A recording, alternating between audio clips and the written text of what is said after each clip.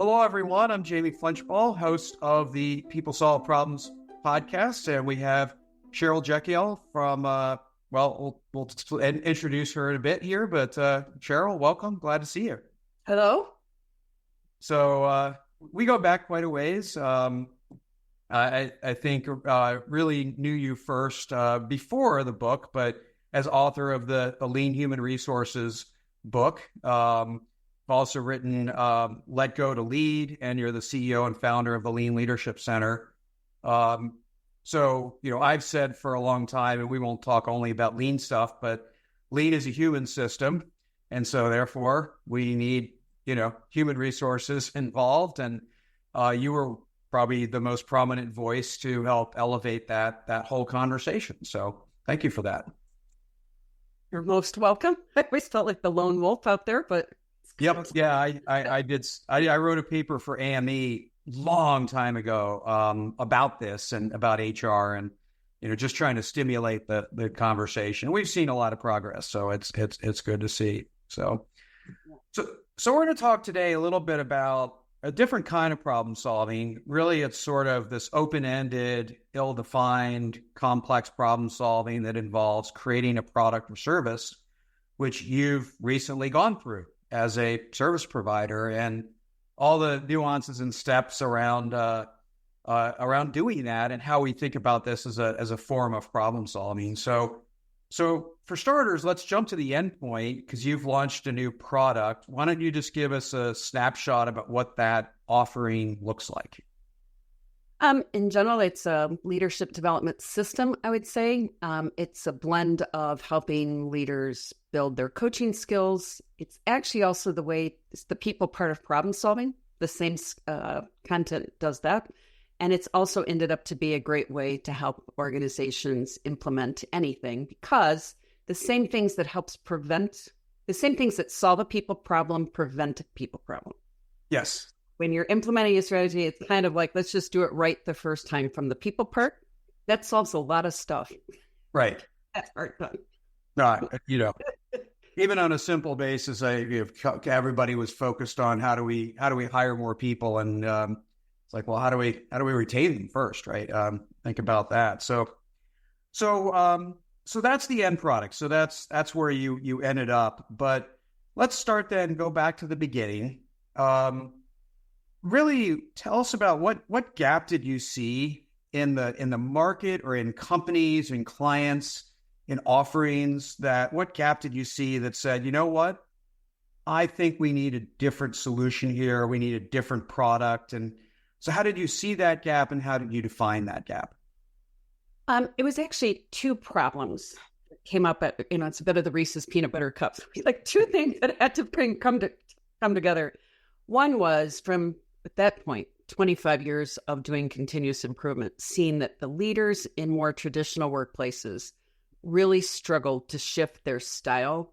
As you would come in and do problem solving and get everyone involved and kick up participation, you'd end up with a leadership team that just didn't know how to shift their gears. The way they understand themselves, I'm here because you put me in charge because I solve problems. And so turning that over to my team solves the problems. For some, it's like they were born this way. For 80% or better, they weren't born that way. They don't understand. And I just kept watching the difficulty. It was obvious the need for leaders to shift, just getting them to shift was really hard. So that was one problem. The second is, I'd been the head of HR for many years and did not like any of the products on the open market for leadership, basically like what you call first line supervisory training.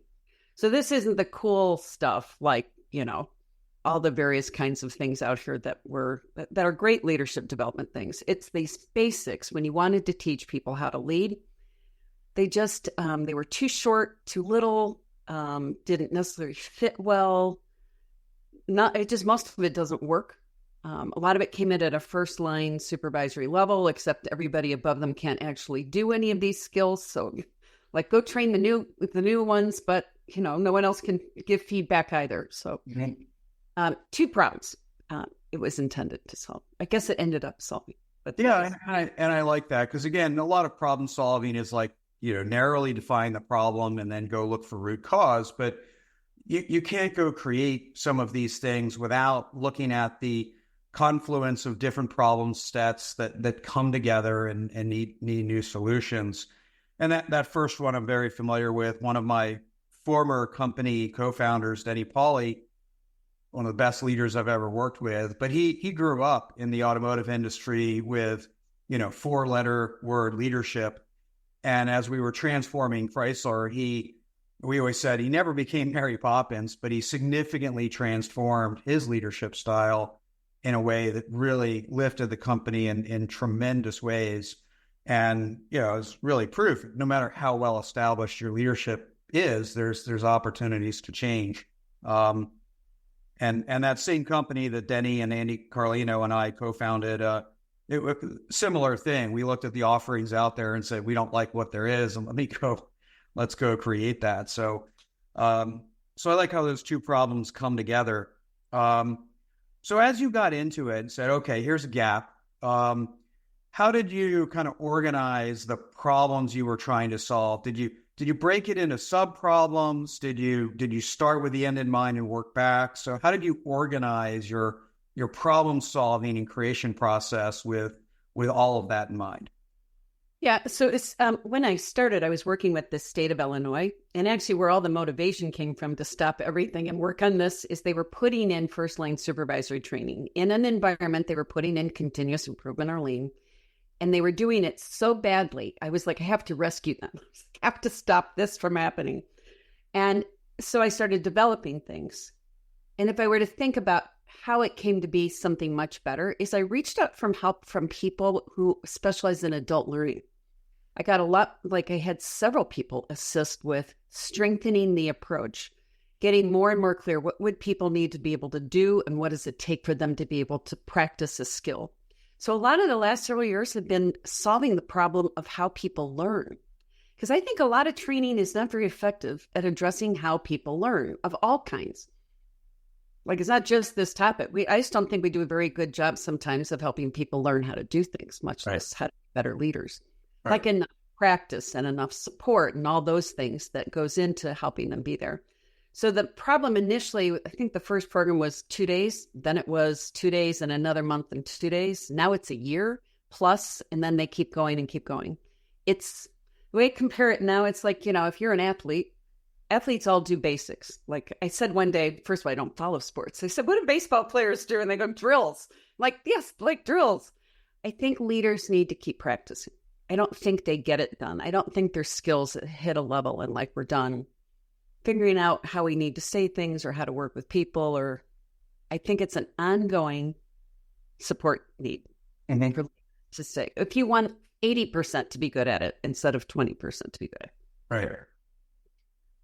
I like that. And I spent a lot of time in adult learning. I hired an instructional designer full time, and I think there's a lot to unpack there and really go into that. So that's some of the method, right, that you invested in. I do want to poke a little bit about that work you were doing with the state of Illinois. So there's sort of a compelling, right? It's one thing to wake up and just decide I'm going to sit down and start working on this problem. It's another thing when you have sort of a stimulus, a compelling reason right in front of you. So how much was that client need, that compelling reason? How much was that the impetus to get the ball rolling on this product development? It was completely what drove it. I think really here's the experience that I hadn't seen coming, is it worked. I saw some real success, and I had never seen success before in any leadership development. I was saying no one was more shocked than me when it worked. But then, meaning, how would you know if it worked? I got back reports from the leader saying that they were having a very different experience. Like they had this amount of time freed up, that as they became successful at turning the problem solving over, they had a very different way that their day was being spent. And I'm like, well, that's proof something shifted. It wasn't this anecdotal, like I'm just feeling better or, I handled this situation. It seemed much less anecdotal and more of a big shift. But then when I went back in 6 months, it was almost all gone. The people who had made the shift had gone back. And I was like, well, this is not good. It's not good enough. And I said, I've gotten too cranky to do things that don't actually work in the long run. So Then it was a matter of the last 5 years have been diligently in several environments, continuing to figure out what does it take for it to really stick? What does it take to make something a go-to behavior? And it's a lot. So now the product as it stands now is what we call leader-led. So what we do is we try and get it in as quickly as we can, and it's taught internally. Guess what? You've heard this before. Leaders are basically, we learn what we teach. So if this was going to be a predominant skill set, it had to be taught by the people who need the skill set instead of by trainers, or instead of like the best of the teachers, or instead of like certainly an outside people. I think it's these basics of leadership need to be taught by leaders. Mm-hmm. So, and it's worked well. I mean, they've adapted to it and they like doing it. So it has to be super simple, but is designed for them to be doing the teaching. Yeah. Top to bottom, right to left. So let's explore that a little bit more about the success you saw and kind of how you evaluated success along the way. Because it's, when you're building and testing at the same time, which not every product gets a real chance to do, it's you can start to look at evidence and you can start to see, is it working? But there's also signs of like, well, it's not working yet. And so do we stay the course? Do we adjust, or do we go back to first principles, right? There's, not that those are the only three options, but those are three big forks in the road to tear it back down, make some adjustments, or just keep going as you maybe get some, concerns or evidence along the way. So, as you're working on a program that of course is so dynamic, right? Human beings are messy, and it's there's no one right answer to anything. How do you evaluate the nuances and the choices along that path around, is this working, and is the design where we want to go? I could describe where it is today and where I want it to go. How we've been evaluating it so far is the leader's sense of confidence that these more fundamentals are in place. These things are very simple. These are the basics, like how do we set clear expectations? How do we make sure people are effectively trained? How do we provide good daily coaching and feedback and recognition to people? Like this stuff, it's not the fancy stuff, but what we've seen is almost 100% of the leaders in the workplace feel these basics they need to improve. They all say top to bottom, CEO to anybody, they're like, I need to get better at how I set people up for success, how I'm doing these basic things.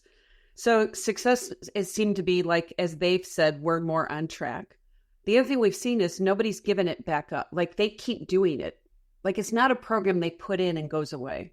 It just keeps going and going. It's the way we do the basics. And so that tells me another thing. They wouldn't keep doing something that wasn't adding real pragmatic value to them.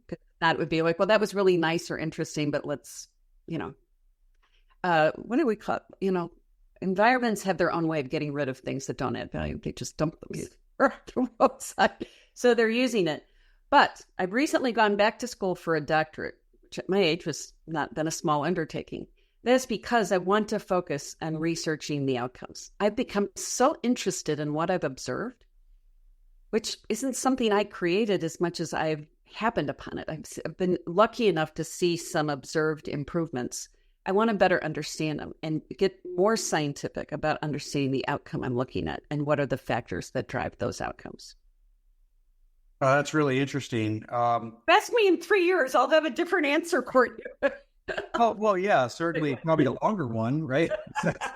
That's usually part of it. And so not to detour too far into the doctorate, but is that decision so let's just put yourselves in the shoes of product designer, right? And you make a decision in this, I'm trying to solve this problem to go after a doctorate. Is that more out of curiosity, I want to understand, or is it more like, well, there's more layers here that I can improve the product? Absolutely. The second, because again, at this age, it's like my career is closer. I'm much more towards the end of my career, and people have said, why now? And I'm like, because I think this work would be much stronger if I had a better handle on the science that I'm looking at. And then from there, it would be stronger. So the thing I would leave behind would be better. would be why have put the last, I went from doing a wide variety of things to just this. I mean, I've literally, when I found it, it's all I've done. And so now I want to see it. Sometimes people, they say they study something, they find the thing that works, then they make a product. I found a product that worked. Now I want to go find out why it works. And I think from there, we'll make it much stronger. But there is a reason it's working. Yeah. No, I like that. More than one reason. And of course, it's, I always say this about when we find something that works, the lean learner wants to understand why. The non-lean thinker just says, well, I'm inherently brilliant and I ended up on this thing. That is probably not the case. Just lucky so far, I guess. But it is, it becomes fundamental because the conditions change, right? And so you can't make adjustments and the proper tweaks and improvements if you don't really understand why something's working the way that it is, right? I give a recipe that works, and then, I can't get that ingredient. Well, do you stumble through it, or do you understand what that ingredient brought to the table? And that's hence the research underneath it. So I like that that exploration. I won't go down my own. I almost went back to go get my PhD, and I've closed that door for reasons. But I'm always fascinated by that decision.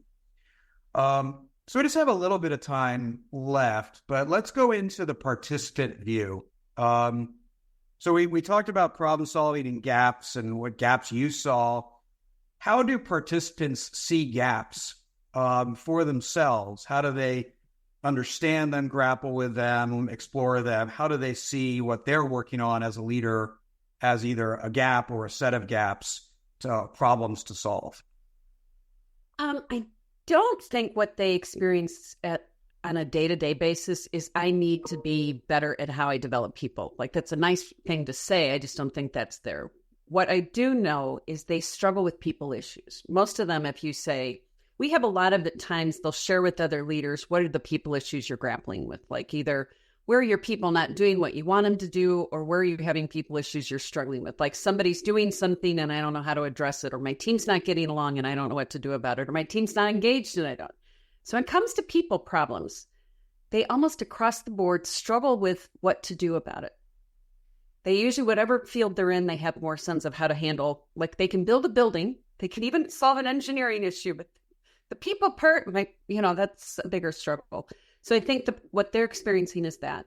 The other problem I came across that, again, I hadn't foreseen is the loneliness most leaders have as leaders. When I mean lonely, they spend time around others. Like, they'll go to lunch or they'll talk to people and they know people around them. But what they don't share very easily is that struggle with people. They may feel like I'm not that good a leader, but they don't tell anybody that. But when they tell each other that, there is this amazing thing that happens.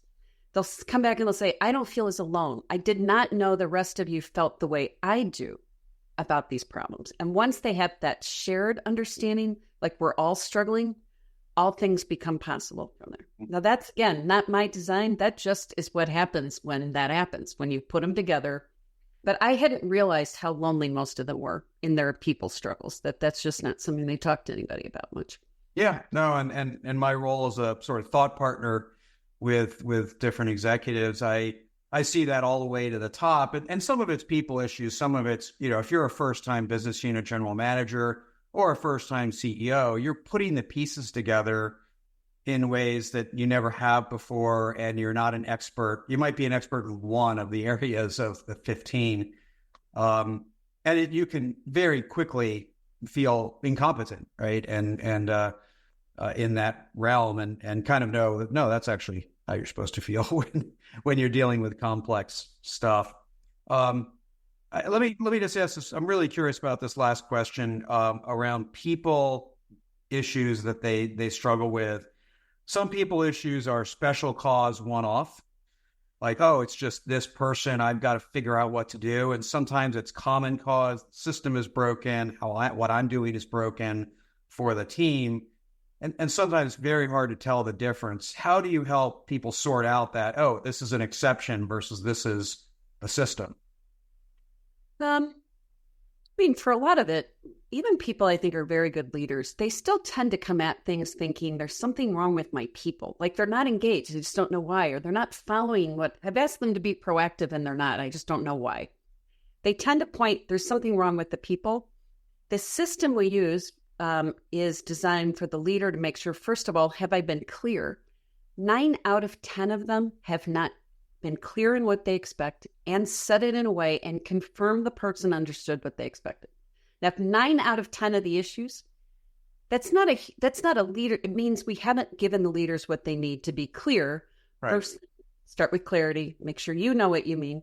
Because the first thing we'll find out, they don't know what they mean. I want them to be proactive. What does that mean? I have to think about that. Hence, you don't have it. Because if you don't know, they don't know. So a lot of it has been, I think, helping them get clear what those key things they need to check. Now, by the way, to an HR person, that's what HR work always was. Mm-hmm. Someone would come and they'd say, well, we need to, this person's like, something's wrong with the person. And we'd be like, ask these questions. And so this has been actually building what would have been an HR skill set into the entire leadership group. Right. HR, doesn't surprise you, I think is what can be quite a waste. It can be a very long way to solve a problem by having a person clean up a mess that shouldn't have happened in the first place. Hear, hear. Hear, hear. I knew you'd like that one. I do. I'm doing a lot. So, Cheryl, thanks for sharing your story, your journey. And it certainly sounds like the journey will continue. And I look forward to seeing where it goes from here. All right. Thanks so much, Jamie. Enjoyed it. Thank you. Thanks for listening to the People Solve Problems podcast. Let's keep the conversation going. Visit jflinch.com for more episodes and other content. And continue to join us on your podcast app, of course. We greatly appreciate your feedback through reviews and ratings. Consider expanding your understanding of problem solving with Jamie's book, People Solve Problems: The Power of Every Person, Every Day, Every Problem. Available on Amazon. Until next time, keep learning, innovating, and solving problems.